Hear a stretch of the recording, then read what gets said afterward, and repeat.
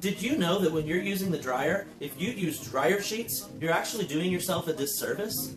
That's because the chemicals that they're using for fragrance and to soften your clothes actually are toxic. And when you put them in your clothes, what you're actually doing is you're wearing it. And all day long, you're giving your skin an opportunity to absorb it through leaching.